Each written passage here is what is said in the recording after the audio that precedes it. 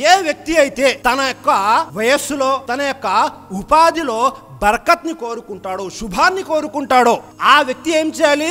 తన యొక్క బంధువులతో మంచిగా వ్యవహరించాలి, సద్భావనతో మెలగాలి. బంధువులు చెడ్డవారే, బంధువులు మిమ్మల్ని కష్టపెట్టేవారే, బాధ పెట్టేవారే. కానీ మీరేం చేయాలి? దానికి ప్రత్యామ్నాయంగా వారికి సహాయం చేసేవారై ఉండాలి. ఎందుకని? అల్లా మన యొక్క ఉపాధిలో బర్కత్ కోసము బంధువులతో సద్భావనతో మెలగండి అంటున్నాడు. అల్లాహు అక్బర్. కాల రసూలుల్లాహి సల్లల్లాహు అలైహి వసల్లం, ఎవరైతే తమ యొక్క ఉపాధిలో శుభాన్ని, బర్కత్ని కోరుకుంటారో వారు తమ బంధువులతో మంచిగా మెలగండి అని దైవప్రవక్త ముహమ్మద్ సల్లల్లాహు అలైహి వసల్లం తెలియజేస్తున్నారు. బుఖారీ యొక్క హదీస్. అల్లాహు అక్బర్. కావాలంటే సమాజంలో ఒక్కసారి పరిశీలన చేయండి.